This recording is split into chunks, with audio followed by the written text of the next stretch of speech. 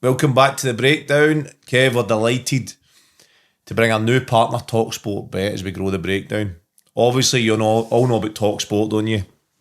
But you don't know about TalkSport Bet. It's one of the biggest bookies in the UK with Alan McCoy, the ambassador. He's blanking my messages. I'm trying to get him on the golf. You get him on here. I know. We're delighted to say they're sponsoring us this season, and they've got a brilliant offer for the breakdown listeners and viewers. Bet £10 and get £40 in free bets. I still can't believe that. Beautiful. Brilliant, isn't it? 40 in free bets. Just head to TalkSportBet/breakdown to get involved. It's not just that. They've got massive super boosts, daily price boost, and best odds guaranteed on the horses too. So don't miss out. Go to TalkSportBet.com/breakdown and claim the offer now. 18 plus. T&Cs apply. You're a pro at that now, mate. Done all right there, didn't I? My reading's getting better. Didn't you feel the pressure of the teacher asking you to stand up step in. You're on fire, mate. Great. Good weekend, mate.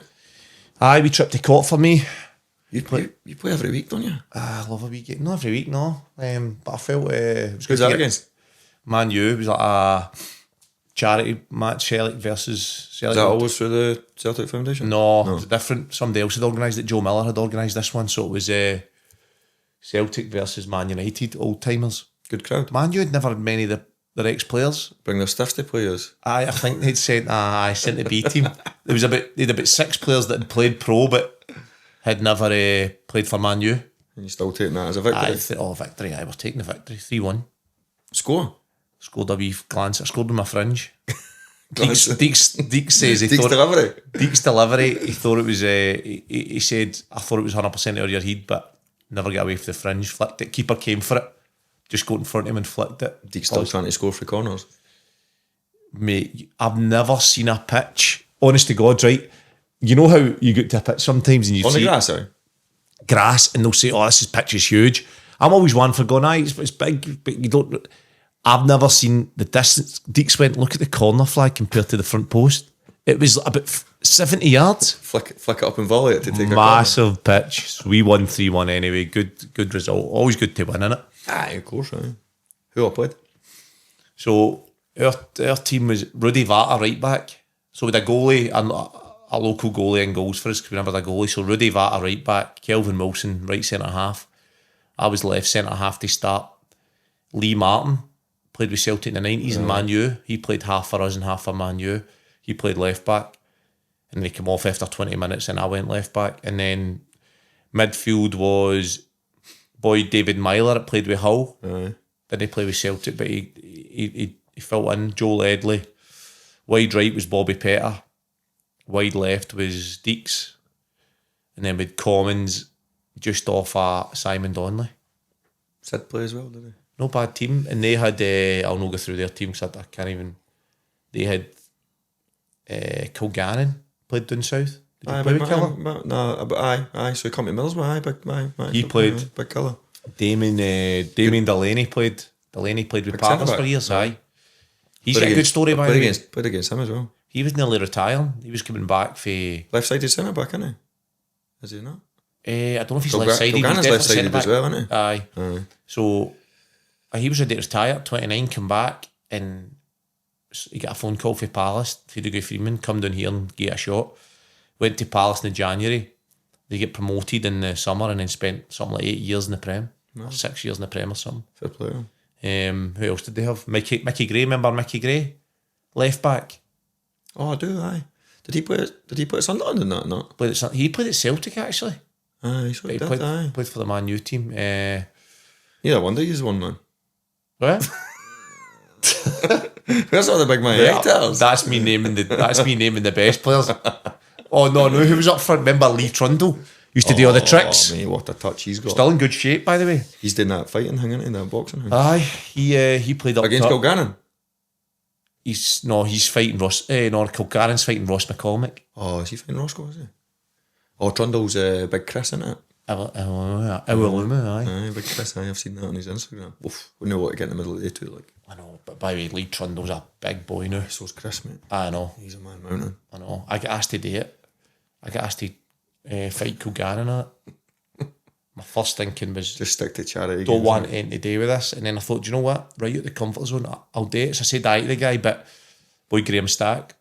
Yeah, he's stacky. But then I had double booked, so I couldn't do it. But maybe do the next one. Not for me, that. I need to get guaranteed the guy's never been in a ring before. Your Premier Sports career would be doing the pan, mate, if you get hit on that snibber. Get knocked out. That one that nose imagine- broke me, yeah. Need some punch to break that nose, but Iron Iron fist. Tyson couldn't break his nose. Break his knuckles, man. Brilliant. See the Scotland game? I've watched bits of it, mate. I watched bits of it. I was busy weekend, to be fair, because our academy's obviously Friday, Sundays in it, so I was running about daft. I hate weekends when I'm not knocking international football, like, but Friendlies are crap. it's not the same, is it? When it's Nah, when it's the club football's no on it. I didn't quite get as disappointed to see that. Not that I'm trying to tell the Scotland fans what to do, but I'm not so sure I was that. I didn't think it was that fair, the kind of booing at the end and that. And the Japanese, mate, they never even had some of their big hitters playing. Can you name them?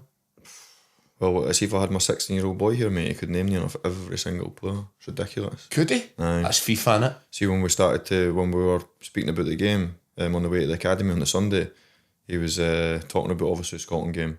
They didn't obviously know, but ordering obviously the new strip for them, the Scotland strip, so the wee surprise, Easter surprise for them. And have you seen the new one? The kind of peachy kind of colour. Nice, isn't it? Brilliant. Obviously quite a lot of the kids at the academy have got on, but he just started rattling off names here, there and there, everywhere. He didn't play. Does he play FIFA? Maida captain, like, he's a FIFA man, mate. Aye, that's He's what they don't want to. brilliant with the names, eh? Like, I'm not joking, like, as a 16-year-old, he could be a commentator on a game, mate, no problem. Like, the way, like, reenacts how he plays the PlayStation, and it's mad, it's different from what we got brought up in, obviously. My boys were the same. See, growing up with FIFA, see the amount they knew numbers, they could name players. Crazy, eh? The amount they knew about it was mental. Knowing Japanese players is another level, but that's Fair play to them, eh? reading their names out. What are you saying to me about this old Scotia team? Can I say that, Dave, aye? Aye, I think Scotland are going to struggle to score in the World Cup, score goals. I know that's maybe saying the obvious because they never scored against Japan, but I just think even when you go back to the Denmark game, when you see obviously 4 goals scored in the game, but they were all, one was for the halfway line, one was an overhead kick, one was like outside. I don't think it's just, if you're scoring from outside the box, you're scoring. World days, aye. It's not like a sort of sustainable, I don't know if you call it XG or whatever, but it's no expected goals when you're scoring like that. Do you think it's harder for the boys at Hampden than it is away? And obviously the World Cup's away, so I feel as though the lads and Steve Clark, and it's maybe going against because somebody will quote me that obviously the record hasn't been as good here, there, or anywhere, but I feel as though the team and the personnel of the team might be better when they're maybe up against it in these one-off games, and then they can play in the break and they can, do you know what I mean? Even though we've mentioned at different times in different podcasts that like they've not got blistering speed in the front line as such, but I wonder if like having a John McGinn like arriving in the box, McTominay, do you know what I mean? These type of players that have got the athletic capability to help the team defend, but be in that kind of role where when the ball does turn over, they run forward hard. And then obviously you know that when it comes to John and Scott, they've both got that quality to make a difference within a game. I think we struggle when we like exactly what you're saying there. When we need to take the game to teams, and maybe teams are sitting back or got a good defensive structure, and it's like right on you go, and that's what happens at Hampden. They expect you to go. But I don't think we have the players. We don't have enough. You've got McGinn. You've mentioned McGinn there, right? He can go and create something. McTominay can maybe create. Apart from that, I don't really. What we, you know what I mean? You're looking for Andy Robertson to do something on the left hand side. I think the team's dynamic changes when Billy Gilmore doesn't play. Mm-hmm. I think if you play Billy Gilmore, then you're setting up a team that you and I think Billy Gilmore will have a huge, or I hope he has a huge part to play. I think you have more control in the game, and you're feeling towards the game as you'll have more of the ball if you play Billy. Because he's an orchestrator, he gives, he goes, he lends, he's a brilliant all-round football player. He's not somebody that's going to catch the eye and drive by somebody and smash into the top corner. or maybe play that like that real telling pass on the edge of the box. But when it comes to like giving Scotland some sort of control within the game, further up the pitch, being able to lend the ball to like these type of players like your McTominays, Johns, etc., that can make that difference. I think when you didn't play him, you almost surrender that you're maybe not going to have as much of the ball, if that makes sense. Do you think that for Scotland to control games, do you think it's about the personnel that are on the pitch? I think so. Aye. You agree? I think it's down to personnel, but a big thing for me is if you want to be control a game and you want to have possession, you want to be a threat, I think your positioning is massive. I don't think Steve Clarke is that type of manager. I think Scotland, I think when you look at Scotland, I would be almost certain they don't talk about positional play in possession. You know, like there's a formation there and there's good players in the pitch, but I don't think they talk about where they want people to be at certain moments. You know, like for me, I think for you to dominate the centre of the pitch and dominate, well, we know to dominate a game in possession and control games, you need to dominate the centre of the pitch. To dominate the centre of the pitch, I think you need to have good positioning. And I feel like, although we've got a really good midfield, probably the best, to be fair, isn't it? It's the best in the squad, and it's really good. I don't think we're getting the best of them in possession because I think that everybody comes towards the ball. And a lot of the time, if there's a defensive, a midfield line of the other team, we come too much this side of it, our side of the ball. So when I look at Scotland and not just the game there, I think we've got such good midfielders. So we've got, let's just say, Gilmore on the pitch. We've got Ferguson and we've got McTominay. Just say for talking's sake, we've picked day 3, right? Given McGinn's playing the left-hand side. I feel that when we're trying to build any sort of momentum or any sort of play, everybody comes down and tries to get involved and play in the game. I just feel that if you want to be a possession-based team, you need to have discipline in your positioning. So I feel like we could even keep McTominay there and tell him to stand still. Just say you bring McGinn inside to make 4 in the middle area and stand still behind the lines, behind the mid. So if this is the midfield of the opposition, the 4 midfielders and then the number 6, have people standing behind their midfield line. So you push the fullback on, just say you push Andy Robertson on for talking's sake, and now you're playing, and now you're having possession that will affect him, because then he'll begin to, this player here will begin to go, oh no, I don't know if I want to go there because he's there, and he starts getting caught in between, and then you can start to play through. I just feel that we come far too much towards the ball, and there's always huge gaps in this area.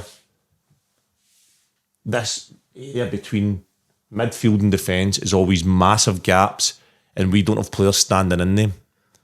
And I feel that that's why we can't dominate and control and penetrate teams. I'd love to hear you. No, I didn't disagree, mate. Just when I'm watching that visually, your wee brain's ticking in it. I'm thinking like the best way I always think of like trying to get an idea of how Scotland play is if you were an opposition manager, just what you've prescribed there is like a John McGinn coming in, Scott McTominay like holding the positions to be able to play that forward pass. His opposition are probably quite happy to squeeze the game and go man for man and congest that space because they're probably really comfortable that apart from Doak, who's obviously been injured, they didn't really have that person that can really make opposition teams run back to their own goal. And I think it's no concern. It's just unfortunate. It's just a personnel thing. I think if Steve Clarke had that at his disposal, it's amazing that someone that has got the speed to really hurt a backline can create a bit of animosity within an opposition team, which then creates a wee bits of spaces for McTominay, for John McGinn to potentially hold, to play through to them. I think John McGinn and Scott McTominay, both of them are personnel-wise, they're obviously both top players, but I think they're both brilliant at going and arriving in the box and being that Frank Lampard-esque that doesn't quite get involved in open play. And when the ball does go forward quickly, the bit is, to contradict myself a wee bit, is for the ball to go forward quickly, you need someone that's got the speed to make the type of runs. Or somebody to travel with, like a Doak, It might be a second phase one where somebody comes in the pitch, and it might be an Andy Robertson, it might be a Nathan Patterson, a Hickey, they type of profile of players that can get up the size and put that ball in the box to allow John McGinn, to allow McTominay to go and burst and break into the box, to create that confusion in a backline. Whereas I think the unfortunate thing for Steve Clarke and the current squad is no having that speed. I think it makes Steve, and I might be totally wrong, I might be miles off it, I think it makes him almost go into what you're saying, like backing up what you say, is like probably more, what's the right terminology, more happy to sit in and defend rather than wanting to dominate the ball, more thinking about like no having the ball than having it. Aye, and I think that's what he's naturally like as a manager. Aye, I think his natural go-to is... But do you think if they had like that, it's probably, and I'm not doing the front boys a disservice, like, because I feel as though I'm like disrespectful to them, and I didn't mean that, because they're obviously good players. Richie Adams, Lyndon Dykes come to mind as such, who can lead the front line. But when you think of like having Andy Robertson and some of the top players, Kieran Tierney's, McGinn, McTominay, Billy Gilmore, some of the Lewis Ferguson, like these boys are all playing at a brilliant level. The one thing what we've not had is a brilliant number 9. I agree with you, right? But I still think, and I think pace is something we lack, right? Doak would be a big help. He would be massive for us. But I still think that we've got enough move. So if you think of Che Adams up there, he's still got enough about him to go. He's a good player, isn't he? To go in behind. So if your positioning's right, so just say for example, Andy Robertson in possession, we have a positional structure where Andy Robertson pushes on and becomes a left winger as such when we're in possession, and John McGinn comes inside. Because we don't have natural wingers, John McGinn plays as a left winger, but I think we can utilise him by bringing him inside and creating a 4 in there, and all of a sudden you've got a spare man in the central area. Now, if then a fullback decides he's going to get a decision to make, does he come inside and go with John McGinn? Does he tell his winger to follow Andy Robertson? What does he do? Does a centre-back come in and start looking to make that up? And that's where I think Che Adams can then start to... If the full-back comes in, can he start to spin down the sides? If the centre-back comes in, can he look to spin in the areas? I think he's got enough mobility, but I don't think that us or Steve Clarke, and I'm not by any way having a pop at him, because his style of management, having played under him, is a defensive style of manager. That's what he is. So his strengths lie on defensive structure. His big thing was always, as long as there's 1 or 2 goals in the game, we've always got a chance. So his big thing is trying not to concede. But I just wonder if we could add a wee bit of positional sense, if that can help us, because we need to utilise our I don't think we utilise our midfielders as much as we could. We've got world-class midfielders playing in the Champions League, playing Serie A, and I mean, imagine having, for me, can you imagine having Lennon, Miller and Gilmore, right, as your 2 holders, McGinn and McTominay? For me, that is a holding the positions. For me, that is a team that can dominate the centre of the pitch, and I just feel that we don't do that. Pace is something we do lack, though. Do you think his mindset of that, and I know we're just having an opinion on it as such, but the Andy Robertson position that you see there, and that like type of midfield, like without someone like a Lewis Ferguson that's like more of a destroyer, that's like maybe a wee bit more combative without the ball, maybe a wee bit more aggressive without the ball compared to Lennon Miller and Billy Gilmore.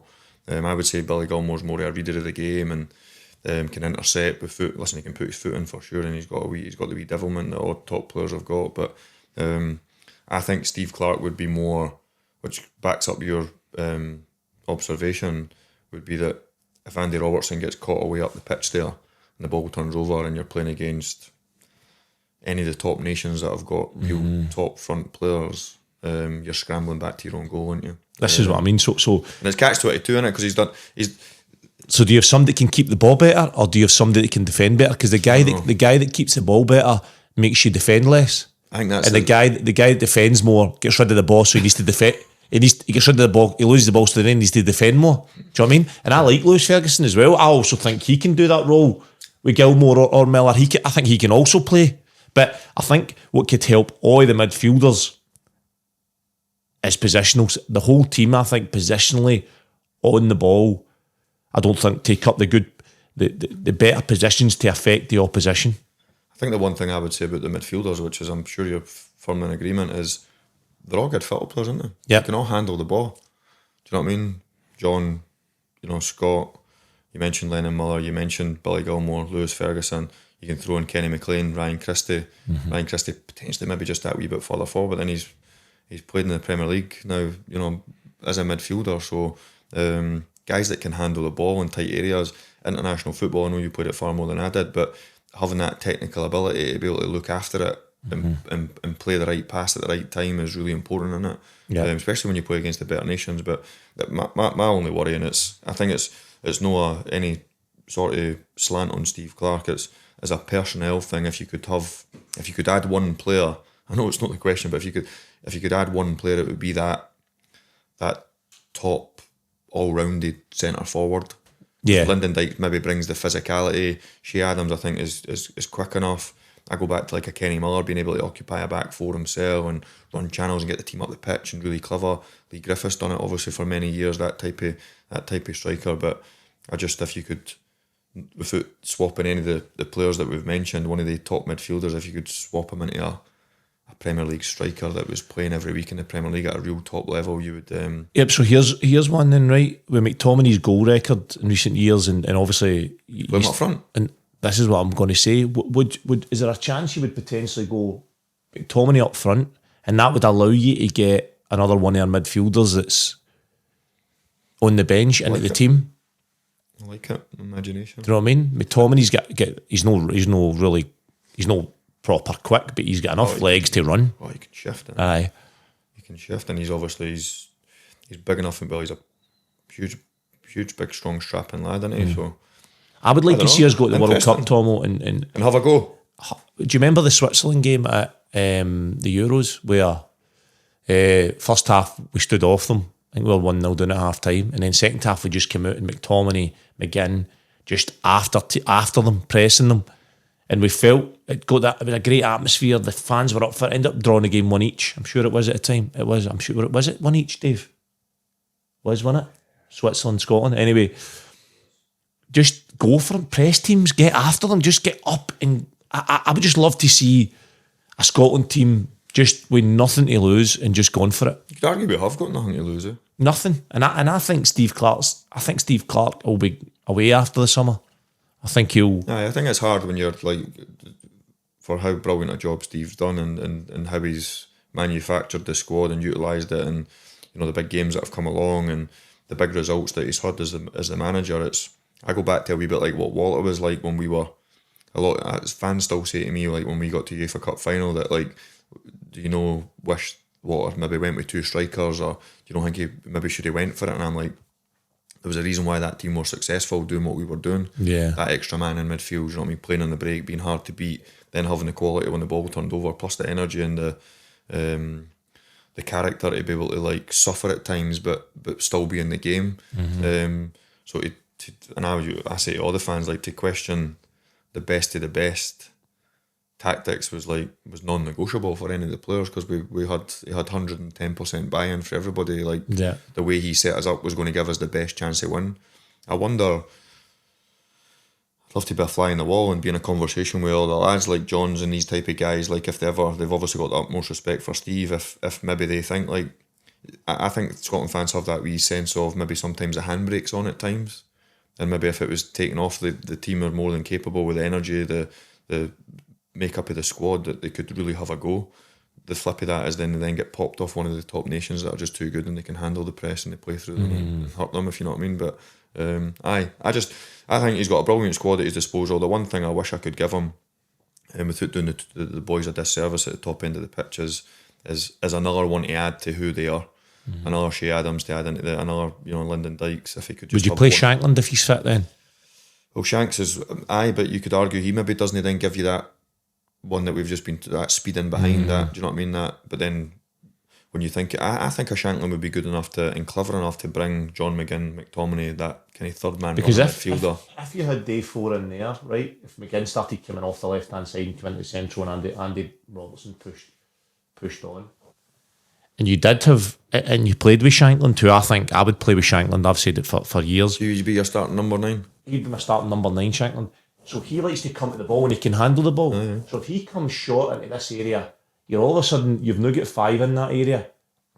And it could be a tactic where you go, right, bring Shankland short, and every time he comes short, McGinn or McTominay, you've got to run in behind. So then the centre back goes to come. He realises they're running behind, he stays, and all of a sudden you get Shankland in there, and you're dominating that central area through that way. Straight away, I would say that would be one of Scotland's biggest attributes. Yeah, having that platform, and Steve will only be the one that knows that. Like he maybe just doesn't have the hustle and bustle energy to. Do you know what I mean? To go and run channels, etc. It's just know his game. Shankland, again, that's why I think Steve Clarke won't play him, is because he'll think defensively off the ball he doesn't offer enough. See, I think he's clever without the ball, me Shankland, but I just think people stereotype these type of players that if they didn't run into a channel and like get their bum in and, do you know what I mean, fight for it, and sometimes maybe even look like a wee bit like a headless chicken, like running lines in the front line. But I think you're playing any headless chickens? You're referencing Kenny Miller there? Nah, no. Listen, the Muller man was as good as one of the best I played with. He was as good as anyone. Shut yourself there. And honestly, well, if you asked me when he was at Celtic, I would have said no. But when he come to us, he was brilliant. The best way I could describe Kenny was a fine wine. But I think Kenny had the quality to do what this current team needs. Do you think he would benefit the Scotland team? I think he would, mate. Aye. Because I think what you've just mentioned to Shankland, Kenny, people don't give Kenny the credit that he deserves for how good a football player he was when he could come and link the game, how clever he was at picking up space. You talk about holding a position. Like, you would never see Kenny just standing up against a 6'4" centre-half fighting him. Wasn't his game, he'd be loose, he would dart in behind people's shoulders, he was clever enough to occupy people. Plus, I think the best strikers, and listen, you were a centre-back, the best strikers give you a game where you're like, you can never feel as though you can get a hold of them. Who was best in their absolute prime, the best you've seen, Griffiths or Miller? I never got to see Griff when he was obviously brilliant at Celtic. I got Griff just as he was kind of on loan at Wolves when I come back up the road from Middlesbrough. But I think Griff was like that. See, when I first come back up the road, I only played a few games for Hibs under Pat Fenlon that leading into the end of that season, ended up finishing in the bottom 6. Got to cup final, which obviously you played in against Celtic. Do you know what I mean? That 3.5 months or whatever. But Griff was brilliant for me, mate. Because see, every time I landed on the ball, see like that wee feel it into the channel or like reverse it into his feet, or he would make so many different runs, Griff. He was and Kenny was the same. Like, people just thought Kenny was this person that just run about and got doing channels and that, but he was honestly, mate, he was a brilliant. If you had to choose one for the World Cup squad coming now, if you had to choose they're one, both my mates. You had to choose one. Well, it'd be great to have both of them in the squad. You're not getting Prime Muller or Prime Griffiths? Prime.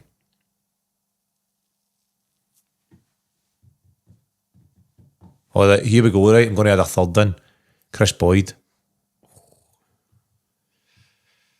One of the three. You're the choice of taking the three. Am I missing anybody that we could add into this? Boydie's obviously... Boydie's different for Griffin. Like, so who are you picking? No, why? He's not a striker. Faddy's not doing it 9 now. Oh, that's hard. Come on, you do. This World Cup, Steve. You put the timer bit on. And then you can do it like 3 hours later. No, he never. He played the furthest man forward. Faddy used to play like as a 9 at times, like, but for Scotland. Well, he would sometimes play like on the left of like that 5 midfield, obviously, like kind of like the 5 with like a Kenny in front or whatever. Faddy's never a striker. No, but Faddy could play wherever he wants. But then you've got Nazy, obviously, who probably wasn't an out-and-out 9 either. But right, okay, so right, he's on the ball. I'm going to add Nazy into it, right? So you've got Nazy, you've got Kenny Miller, you've got Lee Griffiths, and you've got Chris Boyd. So 4 strikers in modern times that are Scottish, and you're to choose one for the World Cup, because that's where our area of we're saying that needs them would be good to have that player. Have that player. Who would you take? Oh, bro. I'm gonna. I genuinely couldn't. I would find I've got mine. I would find it hard to pick between the 4 if I'm honest. I've got mine. I think for the current national team, I think to win the games, and it's not that he's the best player out of the 4 or whatever, because I think all 4 are real top players. I've got mine. but all different in the same. I think for this current team, I think Kenny would just edge the other four. But I think if you wanted somebody to score you a goal, you would pick Boydie. I think if you wanted a bit of both, what you're mentioning, somebody being capable of running behind but clever enough to drop in, you could pick Nazy. And if you wanted a bit of brilliance and off the cuff, you could pick Griff. That's about the best I can give them all. A big compliment. But if I was Steve Clark tomorrow and I had Kenny Miller in my squad with the current players, with the Scotland team that I think I would pick, I would just edge for the energy that Kenny would bring. I've got another two to throw in the mix. Oh, here we go. Stephen Fletcher and Ross McCormick. I'm going to pick Nazy out of the ones we mentioned before. Naismith. Nazy, I know. Nazy. Listen, the more at their prime, the bit about all of them in their prime is Boydie thinks he's better than them all. Kenny thinks he's better than them all. Griff thinks he's better than them all, and that's the way they're made. That's why they're all strikers, aren't they? Aye, attention seekers. And brilliant lads. Roscoe, I never played much with Roscoe at all, really. I know he was a brilliant player, different as well compared to they boys.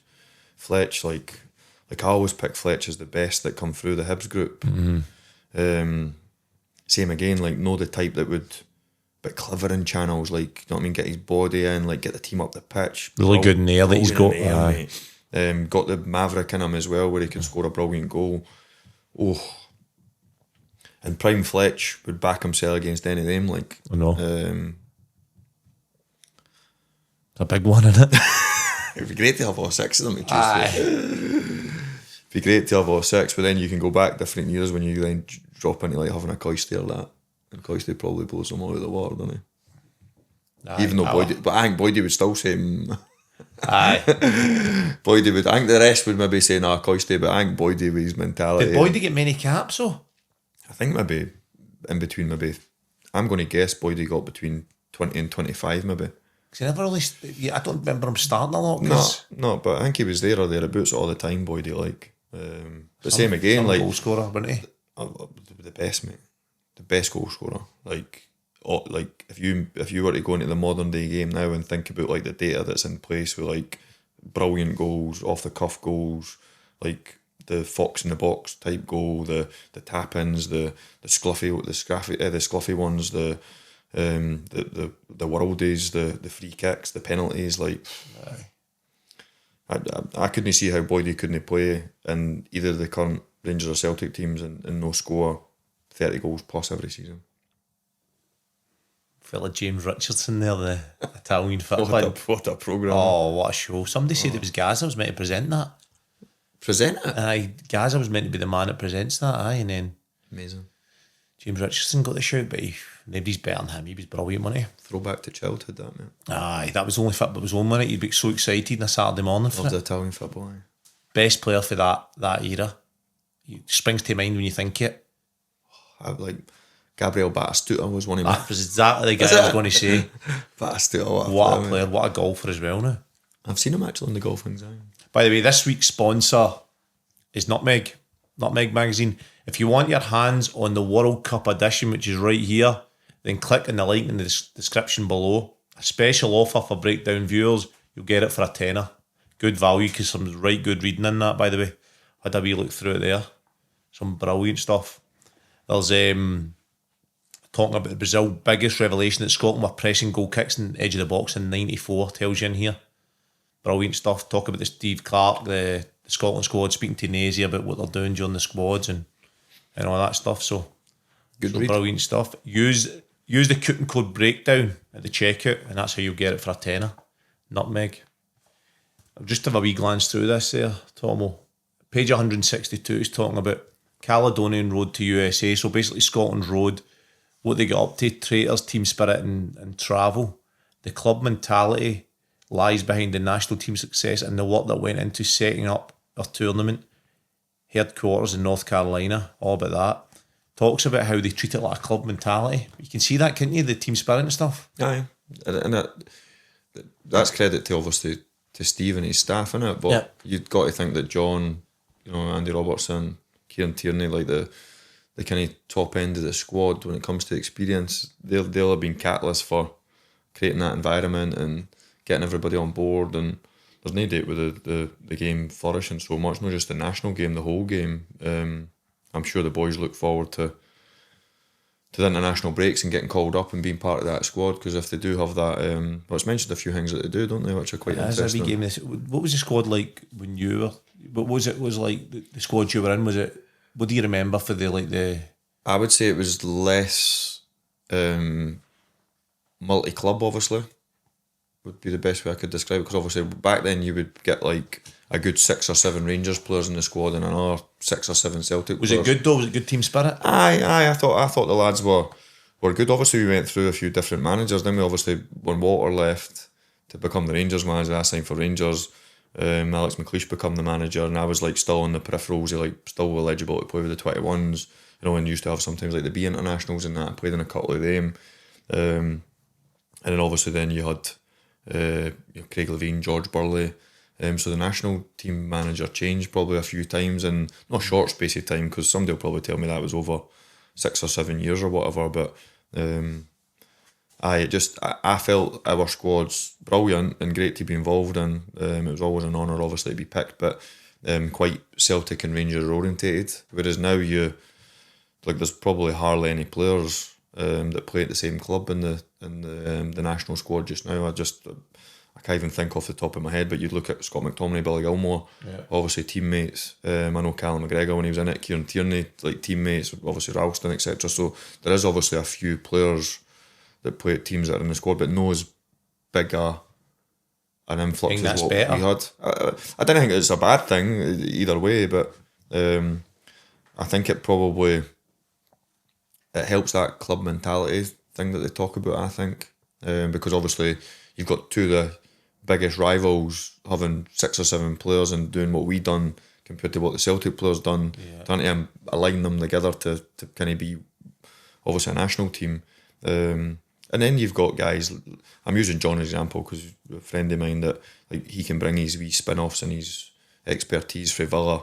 You then get Andy Robertson, Champions League winner, that can bring wee bits for Liverpool, and then you maybe have the the European influence when you think of guys like Billy Gilmore, Scott McTominay, etc., etc. So it must be brilliant for Steve and his staff. Yeah. For all the level of, when you think of, like, I hate the word, like that learning type thing, but like, grabbing wee bits for here or there, the wee golden nuggets that I call them. Well, having been in that squad with McGinn, McLean, McTominay, Robertson, these players, Hanley's obviously part of that, Craig Gordon, Tierney. So I've played with a lot of them in that squad. I just know that they'll all have that sort of, they've all got the mentality where there's no cliques. Everybody gets on with everybody. It was never like that when I played. I think when I first came in the squads, I felt it was slightly cliquey. But soon it became, especially under Gordon Strachan, it was very club-like. I loved going with Scotland.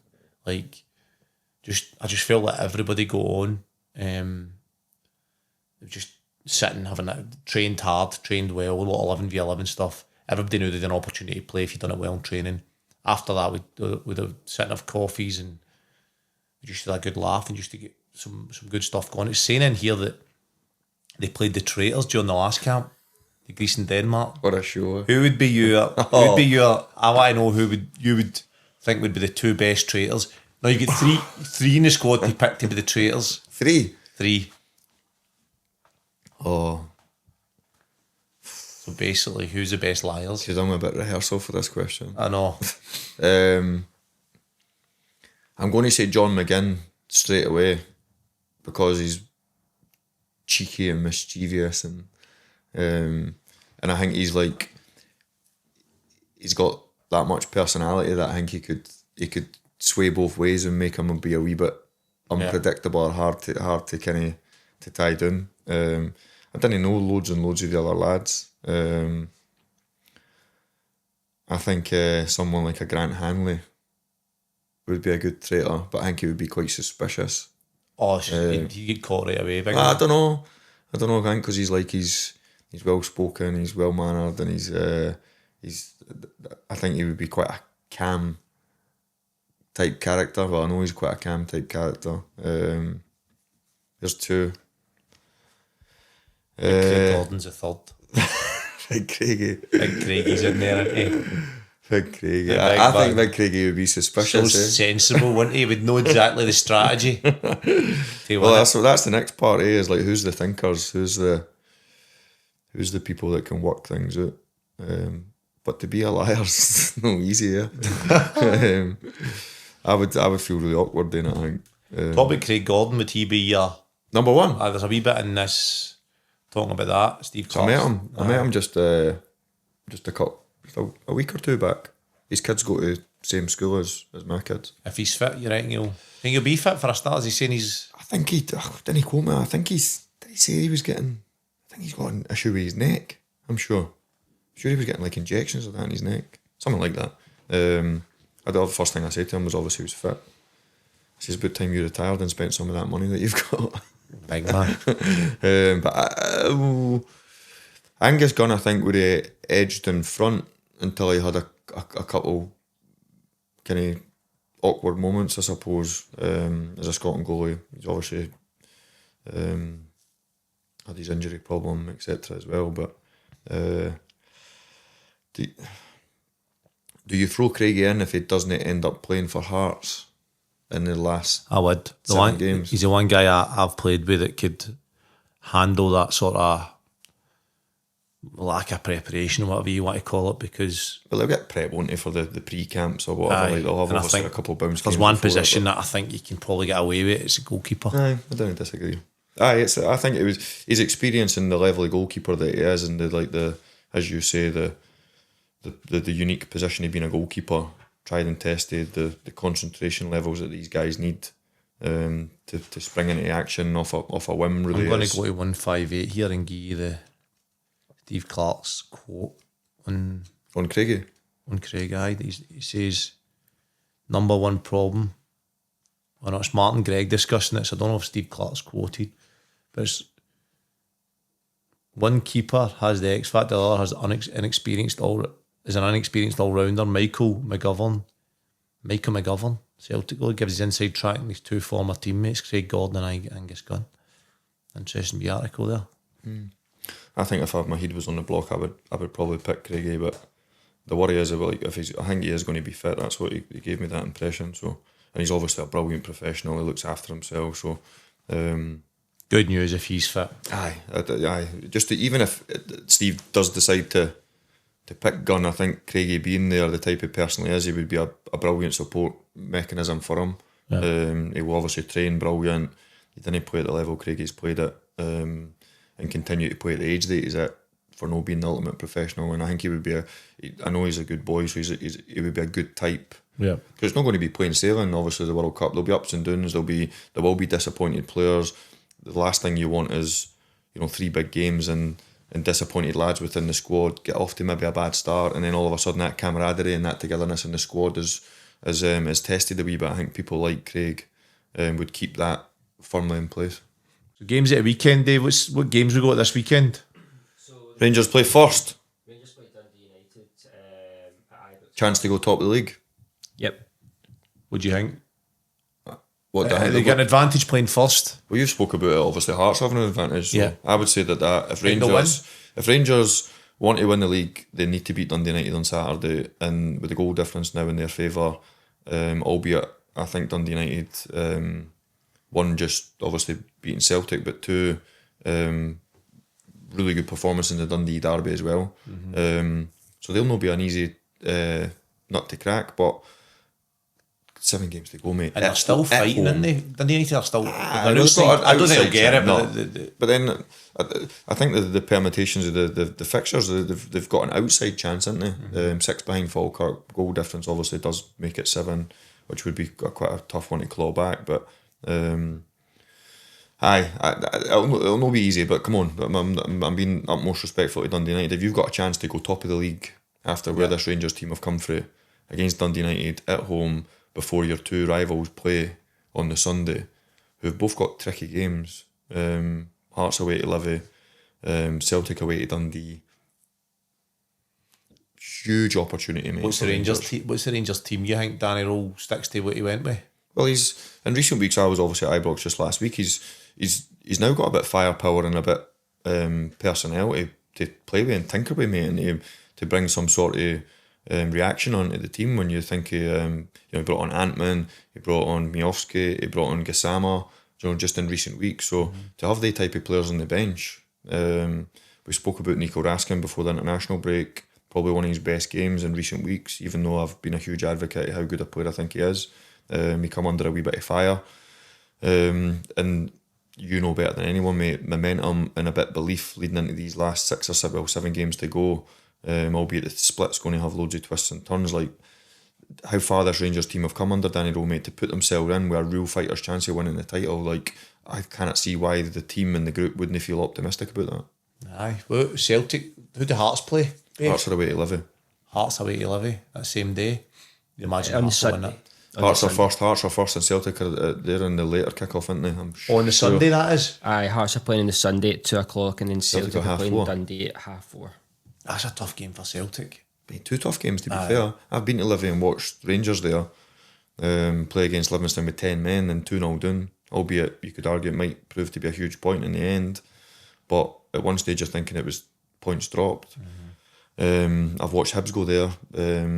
Graham Kearney scored a late penalty to draw 2-2 with Hibs, and you're thinking, this Livingston team, I cannot believe they're at the bottom of the league, because they look like they had a wee bit about them. So listen, I think Hearts will go to Livingston and win. I think Celtic have got a good chance of going to Dens and winning, but they're certainly no easy games. No, I don't. Dundee at home, I don't know, they've already beat Celtic, haven't they, this year? The Celtic don't. I'm not feeling as well a lot of confidence right now. Tricky. They need to be perfect, don't they? Tricky games, aren't they? For 7 wins. Celtic need. Tough game. I fancy Hearts to win. I'm going to say all 3 win. Celtic, Rangers, Hearts, all 3 win this weekend. Do I hope that's the case? No. Well, that wasn't one of the viewers' questions, mate.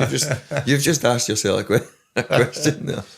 Right, so I've put a wee coupon on. We've put a wee coupon on this week with TalkSport Bet. I've done Celtic, Hearts, Dunfermline and Motherwell. 71 get for the 41. Decent. You can go on the website. Worth a tenner? Worth a tenner, worth a go. What do you think of they for? I feel like I love betting Hearts because it's like you. Do you genuinely pick Hearts hoping that I pick Hearts if hoping they win you get your bet up and you're happy, but if Hopefully. they get beat and your bet loses, you're happy too? Exactly that. It's not bad. I kind of like betting like that. I know what you mean. I get that. I sometimes like, I quite like a wee coupon where I pick Hibs because obviously Hibby, Rangers because I've played for them, but sometimes Rangers odds are obviously not particularly good. Dunfermline because obviously Geordie's there, and I know I obviously picked Dunfermline in my line, and then Newcastle because Geordie's obviously a Newcastle lad and he loves Newcastle. And then I sometimes pick Kelty, but even though Kelty have not had a very good season this year, They won it the weekend. Who's your? I went for Dunfermline because I think they're the team in form in the Championship and the momentum's behind them, and I think they'll win at the weekend. I've picked the Highbees because I think they need to bounce back. They need a positive result. And I'm a bit the same as yourself. I've picked the 2 Sunday teams, Hearts and Celtic. I do think they're tricky games, but I think they'll both win. What odds do you get? 11-2 price boost, mate, for TalkSport Bet. Nice. By the way, it's definitely worth a wee score. Definitely. 71. What if you put 20 quid on that? 140 quid plus your 20 quid back. Good maths for me. I was no bad at maths. Better than that in English. Right, Dave. Questions. Come on. Right, so here's our first question from Megan Curran. What is the best manager you've played under? Neil Lennon for me. I've said it a few times before, just man management. How he teaches you as a person, kind of told you straight when it was right and when things can be better. By the way, somebody mentioned at the weekend actually a flashback about Neil Lennon, right, and what he used to do, and I couldn't believe it. I'd forgot about it. As a manager, Right? So he would bring us out. He would run out. You would know by Neil Lennon, his first sentence, if he was in a good mood and a bad mood, right? So you were watching him run out to training. Usually we'd be warming up, or just before the warm up. So he would shout us in just before the warm up, going, right, in yous come. Right, if I say do this, you do it. If I say do that, you don't. So like he's trying to integrate the squad or the foreign boys, not to be like, do this, do that. See if you've done that, you're right. Brownie out. Key, did you twitch there? Mate, that's what he used to do. Simon Says. Do this, do that. I'm going to ask Jordy if he still does it at Dunfermline. Ask him, mate. Honestly, he used to do it. It was brilliant for getting the boys. Like wee Key and that, like Key Sung Young, he was like a wee kid. He used to love it. Pure giggling and all that. Right, Key, you're out. A wee icebreaker. Aye. So, new learning for me. Walter for me, mate. Hard to. I really always go back to Bobby Wilkinson because he gave us our opportunity. I loved working under Bobby. And then Mogga was just kind of a match made in heaven for our young players. And I got the utmost respect for Tony Mowbray and as a manager, as a type, as a person, like top drawer. But Walter was just the best of the best, mate, when you talk about man management.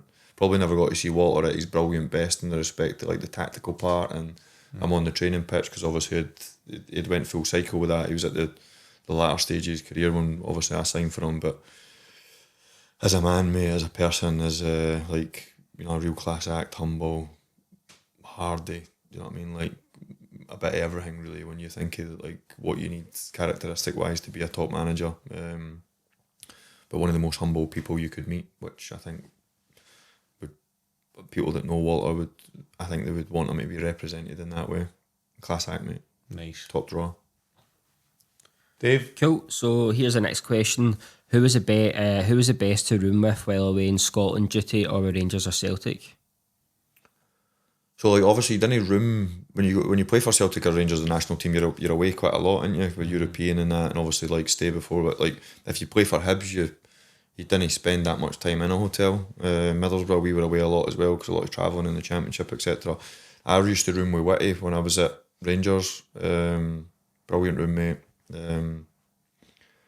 We used to always stop at Hart Hill and get like a wee bag of sweeties and a couple magazines and not quite nutmeg magazines. And you get a wee pack of sweeties or whatever and a couple of juices or whatever. And Wits, as soon as he'd hit the pilly, you never heard a peep at him, which was good. Scotty, I used to room with at times in the national team, and the only time Scotty's no hyper is when he's asleep. So you need to be full energy to room with Scotty. Yeah. Trying to who else? I used to watch, I'll never forget this. Love Friends, mate. Family Guy. We used to fall asleep with Family Guy on. He loved Friends, mate. He was addicted to Friends. I had a flat with Scotty, didn't I? We shared a flat together for like over a year. You just left there. I know, mate. That goes for a funny part to not so funny part. I know. I just seen it come through in the phone. Aye.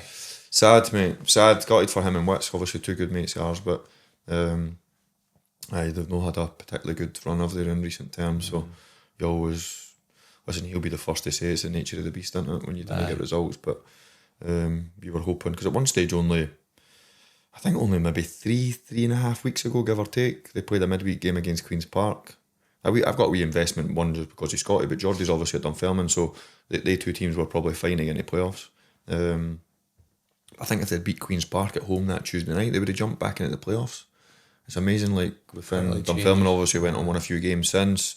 Mayor of No won a few games. But listen, he'll be fine, as you know. He's made his stern stuff into. He's as robust as they come mentally, and he'll bounce back. I don't know what he'll want to do, but no doubt he'll enjoy some family time and see what's next for him. But I got it for him. Bit of golf for him. He loves his golf, doesn't he? That's so harsh, isn't it? Like that, we know that's the nature of the game, but that's what happens. But he's had some good spells. He's shown at times that he can get wins and he can do well. But I mean, I don't know what your United are expecting. But anyway, is what it is, mate. Yeah, sad, mate. So where were we with that question there? Actually, Scott. Who did you room with? I roomed with Scott Brown. That's what we were talking about. I liked sharing with him. He was brilliant with Scotland. Obviously, you've done it. High presenting. First minute he opens his eyes. Snoddy was another one. Jesus. we used to have story time at night. We used to I remember one night lying with Snoddy in my bed, he's in his, honestly, stories would just be constant, right? And one night he sat there, we lay there, and it was like, our eyes were starting to shut. He's like, no, wait a minute, I get one more for you, right? He's like, you're not going to believe this. He told a 20-minute story, right? 20 minutes, actions and everything, and it was like, I'm not going to repeat what it was, right? But it was like, I couldn't repeat it on here, and I was like, no way, mate, you're joking me. How is that? I don't believe that. Woke me up, I'm on the edge of my bed at this point, I'm like, I can't believe it. Just behind the paywall, like. Honestly, the story he told, 20 minutes, and we laid down that way, you're like, you couldn't get, you're still talking about it, how did that happen? You're asking details about it, and he's answering you. And then we lay silent for a minute, and he went, mate, every bit of that was a lie. He went, I made that up. He's a character. I swear to God, I was lying. Do you know he had to keep the bathroom light on as well? Scared of the dark. Scared of the dark. So the bathroom light was blazing right in the door. And I thought he was out the wind up, so I would turn that off. He's like, no, I need that on. I couldn't. But see, the minute your eyes opened in the morning, I'm talking about, like, sometimes you'll phone me early in the morning here and I've not had a coffee yet, and you'll be like, blah, blah, blah, blah. And I'm like, and he's like, this reminds me of the Scotland days when I used to wake up. He'd wake up at, honestly, 8:30, and his first words out his mouth would be some sort of party. Just he'd hit you with something. He was brilliant. He was a good roommate. Paddy McCourt was also a good roommate. Too much energy, that, for me. Paddy was the opposite. So Paddy used to want to share a room with you, and it wasn't because he liked your company. It was because he couldn't be alone, Paddy. So Paddy couldn't. We used to get our own rooms, and Paddy would be like, can we share? And I'd be like, if you want. So we'd share. But he wouldn't. It's not as if he was like, speak loads. He would just sit there, and he just liked to be he was like to be surrounded by people. When I first went to Rangers, I had a room with Ian Murray for a few times, just to get to know the squad or what. I think he used to room with Burkie, but Laura, the woman that used to organise the rooms, would obviously put me with Ned just because, like, get to know the squad and get to know the way the lay of the land as such. And he, when you used to, like, train, like, a bit later, and then you'd get, like, the bus to the hotel, and you'd normally arrive at, like, 5 o'clock or whatever, and dinner wouldn't be, like, 7:30. And the boys would maybe have a coffee or a game of cards or whatever, but Ned used to go for a sleep, mate. He used to go into the room, and obviously you'd have your wee trolley bag or whatever, and you'd jump on your bed or whatever side you were at, and Ned would, like, toilet, track you off, bollock naked, mate, straight into bed, curtain shut, and say, wake me up when it's dinner, mate. I'm not joking, mate. Curtain shut, curtain shut, bollock naked, straight into bed, and then he'd wake up, shower, track you back on, go for dinner, and that was him. He was fresh as a daisy, mate. What would you do if you get bought and he jumped in, held the covers up, went coming in? Would you get in? I like Ned, but not that much, mate. Transfer request, or live in there a week. Honestly, mate, just like and he was the same, man. Like, no noise, no nothing, just this is a character, quiet. A character, Ned, mate. Character. Good questions, Dave. Here's one from Sean O'Neill. So, who was the most mental teammate you ever played with? Mental, as in just like what, a scatterbrain type. Nah, just like, I don't know. Andre. But I'm going to say the boy Andre Blackman that we saw sitting with Dave Martindale a few weeks ago. You've mentioned him before, haven't you? Maniac. Just I seen him. He called Alan Thomson it right away. Coach said, "You better slow down, bruv." Put his plate down at dinner and said, "Stand up outside." I've seen him. Aye, maniac, absolute. You know, one of the guys we go. He's no kidding on here. He's a normal. He's a normal guy, and then he just sees red. I would wants say to kill people. No, in a bad way. Just a madman. Obviously, totally different off it, and you obviously work with him, Mikey Stewart. Aye, Tourette's, mate. Tourette's on the training pitch, like every word effing and blinding, like constantly in scuffles with the lads, like like the most fired up person you've he's ever opinionated, met. isn't he? Aye, obviously, like, listen, really intelligent lad, and he was great off the pitch, get on really well with him, obviously, but on the pitch, on the training pitch, I still remember Mogga sending him away. I don't know if I've said this before on here, but Mogga sent him away. He'd been in a scuffle with somebody. Mogga called everybody in. We were obviously quite a young squad. And I have said this before because I remember saying he kind of brought us in a huddle, but it wasn't a huddle. He brought us in a wee group and we ruined it. And Mike, he told Mike, he used to always call him Michael, mate.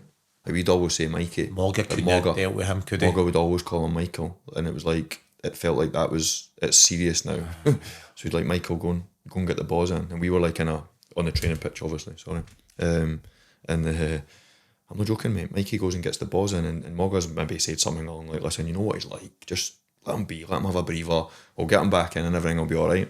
Well, Mikey's started to get the balls, mate, and he's half volleying the balls at the group.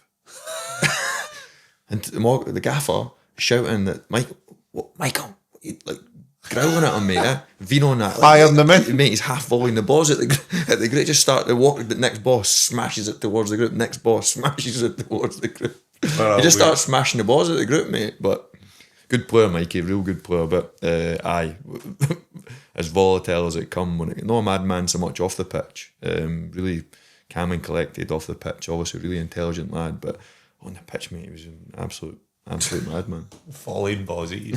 His teammates, mate. That's brilliant. Honestly, off his head. Brilliant. So last question of the day for both of you is, what was your favourite Scotland goal? Favourite Scotland goal? Favourite Scotland goal you've ever seen? Or a moment?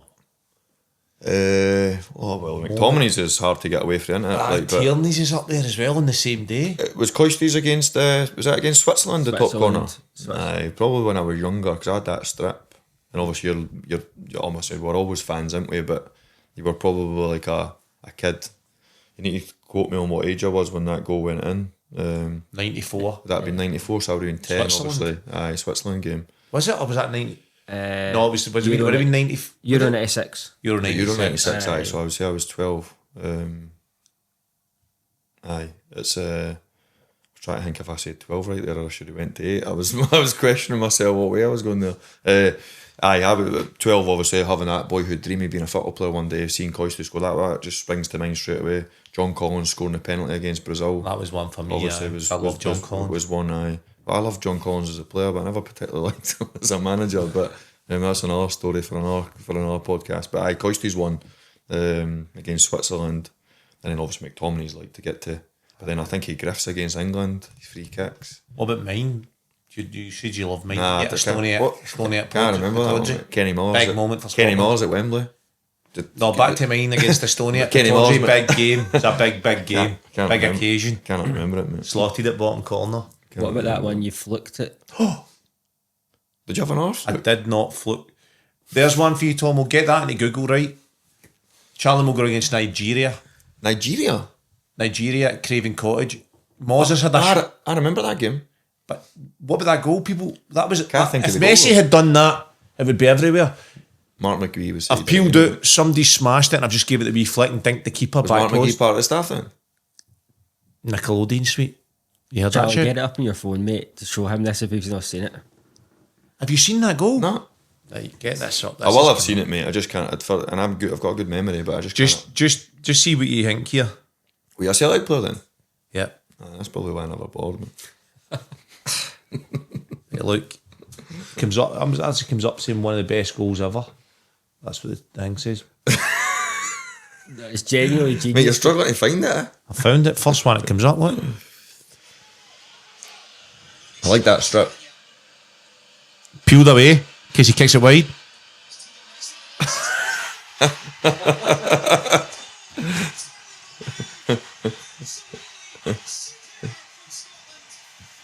Liam's gave you a good big up there, didn't he? I need to see the slow-mo, mate. Watch the movement. I know it's going. I go in case this goes wide. I'm going to get there. Keep on side. Half your line, me man. Oh wow! Don't go for them. That's unbelievable. Outside I knew he was. I knew I was chipping him. Oh wow! I genuinely can remember that game, mate, but I cannot remember that goal.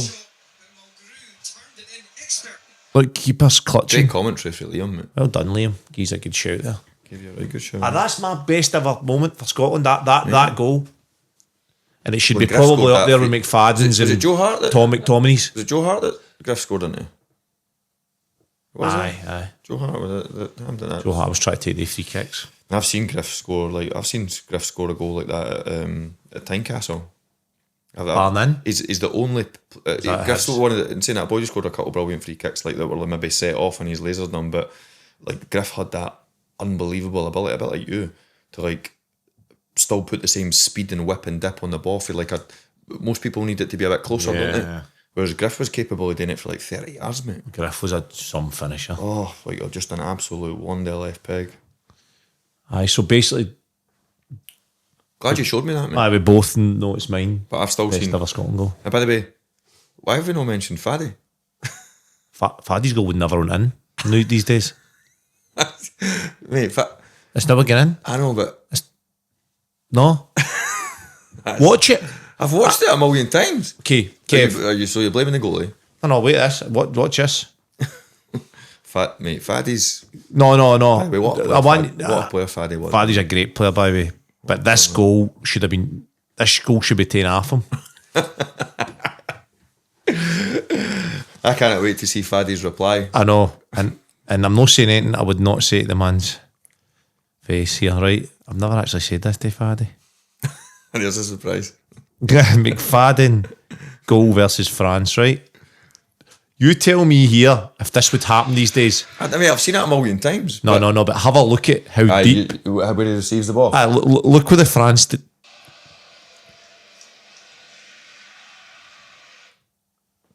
So you're not happy with the back line? The back line are closer to the 18-yard box than the halfway line for a goal kick. And they should be contesting that ball. Should be contesting it, and then the keeper. I think it's a worldie, mate. One of the most iconic Scottish goals ever, and you're being Faddy the credit. Doesn't happen these days, Faddy. So yours in a friendly against Nigeria was better? Aye. Think the keeper with a back heel. Jesus. Oh, brilliant. Love it. Thanks for joining us on The Breakdown. Sponsored by Nutmeg Magazine and TalkSport Bet. Go and have a look at all the offers they've got on the website. Amazing.